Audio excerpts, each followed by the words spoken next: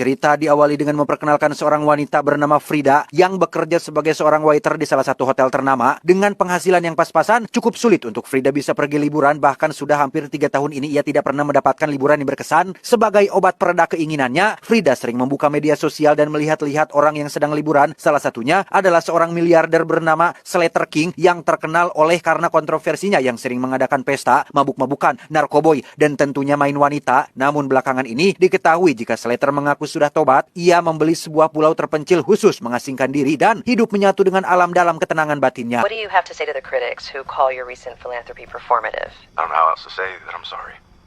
Because I am sorry. Secara kebetulan, hotel tempat Frida bekerja disewa oleh Slater King untuk acara pesta perusahaan barunya yang bergerak dalam bidang teknologi, di mana Frida ditemani sahabat dekatnya yang bernama Jess pun nekat menyamar menjadi salah satu tamu demi menikmati pesta tersebut.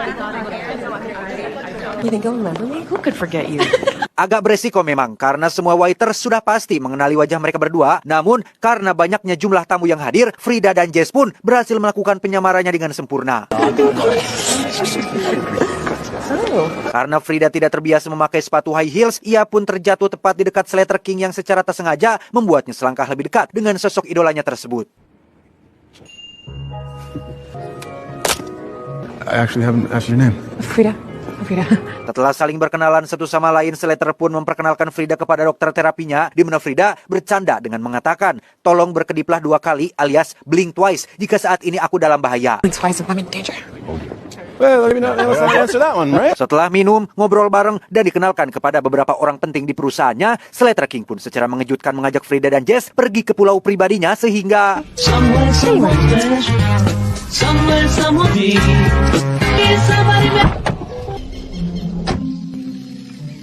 setibanya di pulau pribadi Slater, Frida dan semua orang pun diminta untuk menyerahkan ponsel mereka karena syarat untuk bisa liburan di tempat ini, mereka tidak boleh menggunakan alat komunikasi modern karena untuk menyatu dengan alam diperlukan ketenangan batin dan pikiran agar bisa benar-benar menikmati liburan semaksimal mungkin. Everybody say, make it I hope it's okay.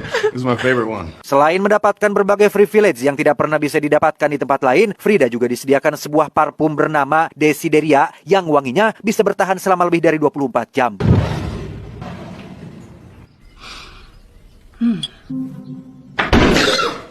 Disitulah Frida dikejutkan oleh seorang housekeeper bernama, kita panggil saja si nenek, yang ujuk-ujuk berkata bahwa Frida adalah si kelinci merah. Entah apa maksudnya, si nenek memiliki tato ular di tangannya dan bersikap tidak jelas yang membuat Frida sedikit keheranan. I'm sorry. What? Okay.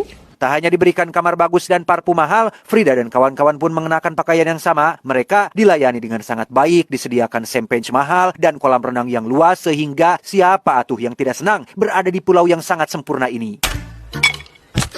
Perfect.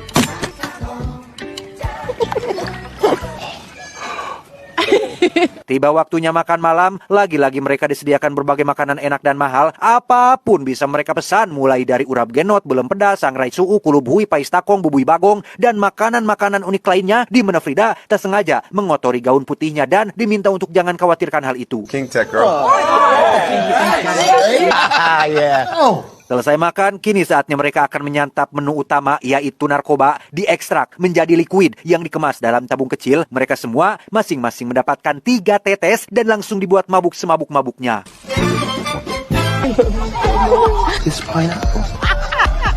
Selesai pesta narkoboy, mereka semua pun kembali ke kamar, di mana Frida yang sudah agak sadar pun menemukan hal aneh saat melihat gaunnya tiba-tiba bersih. Padahal jelas-jelas tadi waktu makan malam ia sempat mengotori bajunya. Entah masih dalam pengaruh narko atau tidak, Frida memilih untuk tidak terlalu memikirkannya. What?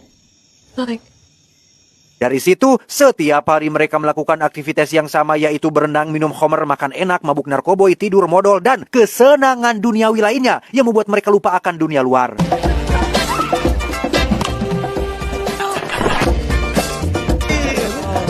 Suatu malam ketika Frida dan Slater selesai mengobrol, Slater kelupaan meninggalkan udut elektriknya sehingga keesokan paginya Frida diam-diam masuk ruang pribadi milik Slater dan... Frida? Ya, muncullah Slater bersama dengan dokter terapinya yang baru mendarat di pulau ini, di mana saat Frida menyapa, si dokter tampak sedikit terkejut dengan Frida yang masih mengingatnya. Entah apa yang aneh dengan hal itu, Frida pun mengingatkan si dokter dengan perkataannya waktu di hotel terkait mengedip 2 kali jika Frida sedang dalam bahaya. Think twice if I'm in danger. That's right. That's right. Singkat cerita, malam pun poek. Ketika acara makan malam, Jess lagi-lagi kehilangan korek apinya yang dipinjam oleh cewek-cewek lain yang juga sama-sama suka ngudud, sehingga ia dengan nada bercanda akan menamai korek tersebut agar tidak terjadi insiden curanrek lagi. Saat sesi acara menari itulah, semua orang tiba-tiba dikejutkan oleh Jess yang teriak digigit ular, di mana Slater langsung menghabisi ular tersebut dan berkata bahwa ular itu memang berbisa, tapi tidak akan sampai membuat Jess meninggal dunia. There are no hospitals.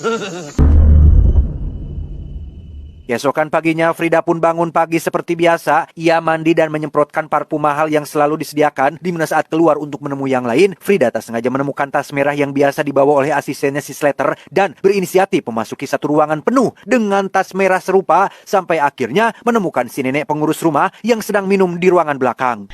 I was looking for Slater. Saat ditanya minuman apa itu, si nenek tidak menjawabnya. Ia malah mengatakan hal yang sama seperti saat mereka pertama kali bertemu, yaitu kelinci merah. Masih belum diketahui apa maksudnya, Frida pun ditawari minuman berwarna kehijau-hijauan yang ternyata itu dibuat dari racun ular yang sudah diekstraksi.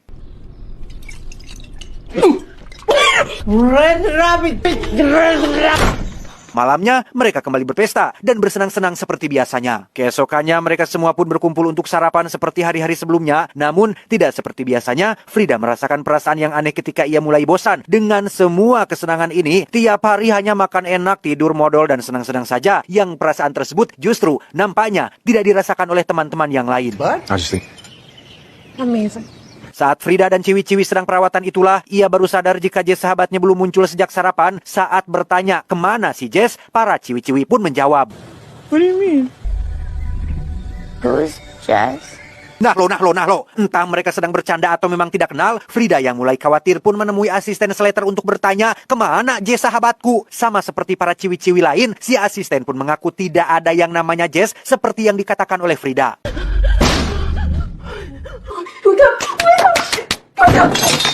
Dengan barang bukti berupa korek api yang sudah Jess tandai, Frida pun menemui salah satu ciwi bernama Sarah untuk meyakinkannya tentang keberadaan Jess di tempat ini. Ia mulai merasa ada sesuatu yang janggal dengan semua kesenangan ini dan mengajak Sarah untuk mencari tahu apa yang salah dengan tempat ini.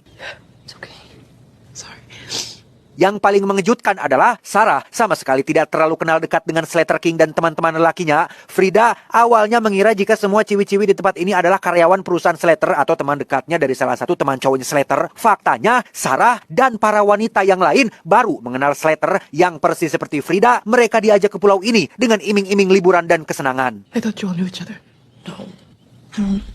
Tak hanya itu saja, Frida dan Sarah pun baru sadar jika mereka lupa hari ini hari apa dan sudah berapa lama mereka berada di tempat ini, sehingga mereka berdua pun mulai berteori tentang Slater dan teman-teman cowoknya yang mungkin punya niat terselubung kepada semua cewek yang mereka ajak ke tempat ini. So you don't think I'm crazy? What's crazy is that we got onto a plane with a bunch of dudes we don't know. Frida dan Sarah juga menyadari satu hal yang sangat penting terkait lupa. Di mana saat Frida dan Slater sedang mengobrol berdua, Slater pernah mengatakan bahwa lupa adalah suatu pemberian yang sangat luar biasa. Karena dengan lupa, seseorang tidak akan ingat dengan hal-hal buruk yang terjadi di masa lalu.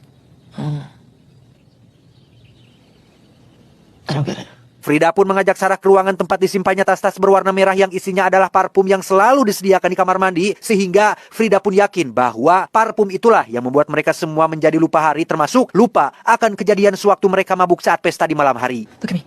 Okay, let's get on the same page. Okay. Your friend. Entah bagaimana caranya sebuah parfum bisa membuat mereka semua lupa ingatan, tapi untuk sekelas miliarder dan pemilik perusahaan teknologi seperti Slater King ini, tampaknya itu bukanlah hal yang sulit untuk diwujudkan, bukan hal yang mustahil untuk dibuat. Disitulah Frida teringat dengan bisa atau racun ular yang pernah ia minum dari si nenek, dan kemungkinan besar bisa ular itulah penawar akan parfum penghilang ingatan tersebut, sehingga Frida menyuruh Sarah untuk meminumnya juga. Yeah. Oh God. Sekarang yang perlu mereka lakukan adalah tetap berpura-pura seolah biasa saja agar tidak mencurigakan, sembari menyadarkan teman-teman cewek yang lain dengan cara mencampur bisa ular tersebut ke dalam Homer yang biasa mereka minum. Oh shit, what's in these? Snake venom? Slam it, girlfriend. Tak lama, muncullah si asisten yang kebetulan lewat. Ia pun ikut minum bersama mereka tanpa tahu jika isinya adalah racun ular dan efeknya akan bereaksi dalam beberapa jam kemudian. Tangy. Ketika yang lain masih sedang asik minum, Frida pun punya rencana untuk mencari ponsel mereka yang mungkin disembunyikan di ruangan pribadi Slater, sehingga Sarah diminta untuk membuat mereka semua tetap sibuk dan beri tanda dengan teriak sekencang-kencangnya apabila Slater sudah pulang memancing dari laut.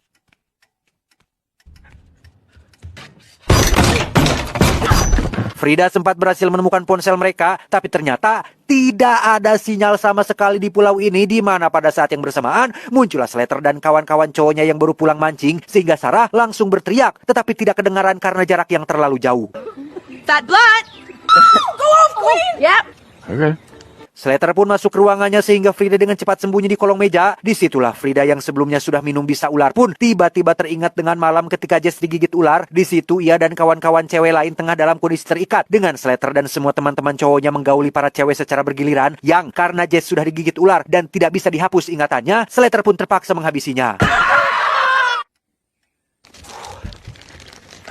Frida akhirnya berhasil keluar dari ruangan ketika Slater dan anak buahnya sedang lengah. Ia dengan cepat menceritakan penyebab menghilangnya Jess kepada Sarah yang karena ponsel tidak bisa diandalkan, Frida dan Sarah terpaksa harus tetap berpura-pura bersikap biasa sampai mereka menemukan cara untuk pergi dari pulau ini. They killed her because she wasn't forgetting.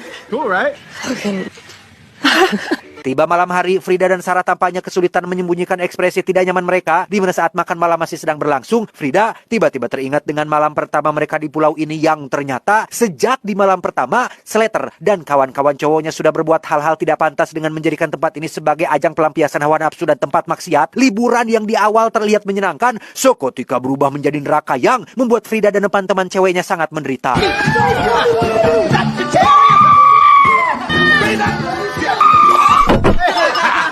Kembali ke meja makan, makin sulitlah Frida menyembunyikan ekspresinya ketika ia mengingat dengan betapa bejatnya kelakuan Slater dan semua cowok di tempat ini, yang karena Slater tampak mulai mencurigai ketidakbiasaan mereka berdua, Frida dan Sarah pun memutuskan untuk menari dengan gaya menggoda agar Slater dan pengawalnya tidak curiga.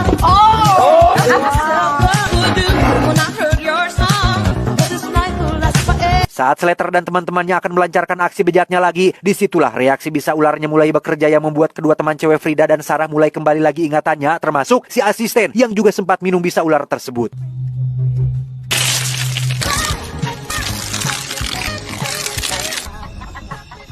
Dan yang terjadi selanjutnya benar-benar mengejutkan, di mana si cewek keriting yang sudah kembali ingatannya pun menikam satu cowok hingga terjatuh ke kolam, sementara si cewek berponi mengambil sebuah pisau dapur dan mengejar cowok yang sudah menggadabahnya.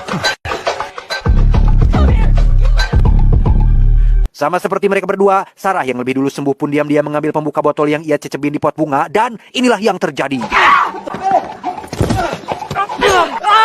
Si cewek berponi sendiri masih sedang sibuk menghabisi satu pria yang sudah menggadabahnya, di mana pengawal pribadi Slater pun tiba-tiba menembaknya dari belakang dan langsung mengejar Frida yang lari ke halaman belakang.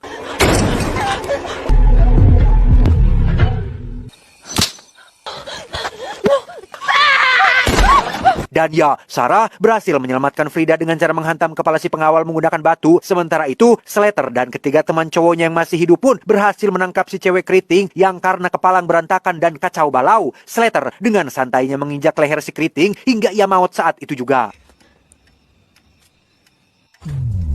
Kembali ke Frida yang memutuskan untuk menyelamatkan si asisten yang pastinya sudah sembuh. Frida tak sengaja menyenggol sebuah kotak berisi foto-foto korban sebelumnya yang alangkah terkejutnya Frida saat menemukan satu foto wajah dirinya yang masih berambut panjang, yang dengan kata lain, ini bukanlah kali pertama Frida menjadi korban kebejatan si Slater. Red Rabbit. I don't understand. Seketemunya ia dengan si asisten, Frida dengan cepat mengajaknya melarikan diri bersama-sama. Namun ternyata si asisten sadar 100% akan perbuatannya yang meskipun ia sudah bisa mengingat semuanya, si asisten memang menginginkan hal itu dan tetap setia kepada Slater majikannya. Forgetting is a gift. Alhasil, Frida pun terpaksa menghabisinya sehingga sekarang hanya tinggal ia dan Sarah sajalah korban yang masih bertahan. Dengan fakta bahwa mereka tidak bisa lari jauh, Frida dan Sarah pun memutuskan untuk melawan demi mengakhiri mimpi buruk ini. Dengan bermodalkan pistol milik si pengawal, Sarah akan bersembunyi di balik semak-semak, sementara Frida akan maju duluan, tapi tiba-tiba... Don't open the door. Don't open the door. Okay. Ya, Sarah berhasil menembak satu pria dengan Slater yang menangkap dan membawa Frida ke dalam. Sempat terjadi perlawanan, Slater yang punya kemampuan memanipulasi kartu remi pun bisa dengan mudah menjatuhkan Frida yang membuatnya teringat dengan masa lalu ketika ia pertama kali datang ke pulau ini. Pada akhirnya terkuaklah bahwa kelinci merah yang pernah si nenek katakan adalah gambar nail art pada kuku Frida sewaktu masih berambut panjang. Frida sengaja dibuat lupa ingatan dan dikembalikan ke kehidupannya tanpa mengingat semua yang sudah terjadi. Yang entah karena kebetulan atau memang sudah suratan takdir, Frida kembali lagi ke tempat ini dan menjadi korban Slater untuk yang kedua kali. Welcome back. Dalam kondisi Frida yang masih terikat, Slater pun dengan jujur mengaku bahwa ia sangat sulit sekali untuk bertobat dan sulit menemukan cara untuk mengendalikan hawa nafsunya. Ia tidak tahan jika satu hari tidak minum khamr, pesta, senang-senang, narkoboy, dan wanita. Tapi juga ia ingin namanya tetap bersih di masyarakat dan dikenal sebagai orang baik yang sudah berubah. Sehingga satu-satunya solusi untuk hal itu adalah dengan memperdaya banyak wanita untuk diajak liburan ke pulau ini. Dan supaya mereka tutup mulut, maka diciptakanlah parfum penghilang ingatan yang akan membuat para wanita tetap bungkam. I'm sorry! I'm sorry! I'm sorry! Tak lama terdengar suara tembakan yang dibuat oleh Sarah, di mana saat Slater keluar untuk menangkapnya, Frida diam-diam mengambil pecahan beling untuk memotong tali pengikatnya, yang entah kenapa Frida tidak langsung kabur atau menolong Sarah yang sedang kesusahan. Ia malah ngejedog saja sembari mengambil pisau yang tak sengaja menyenggol rokok elektrik yang menggelinding tepat di bawah kaki si Slater. Dengan disaksikan langsung oleh Frida, Slater pun berniat menghabisi Sarah menggunakan pisau. Namun sebelum itu, Slater menyempatkan untuk menghisap udut elektriknya satu kali dan inilah yang terjadi.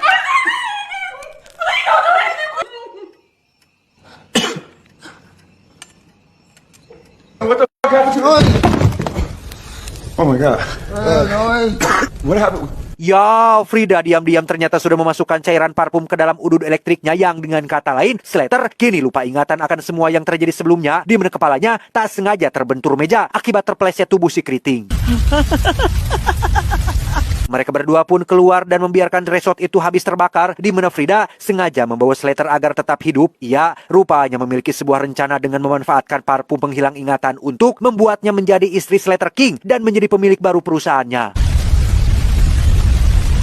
Saat acara peresmian, si dokter sempat dibuat heran dengan sikap Slater King yang tampak gugup dan ketakutan. Terlebih lagi ketika pembawa acara memperkenalkan pemilik baru perusahaan ini, yaitu Nyonya Frida King, yang kini bisa berbuat apapun semaunya, termasuk membalas dendam kepada si dokter dan pria-pria lain yang selalu berbuat jahat kepada perempuan. Tamat, ending yang cukup memuaskan.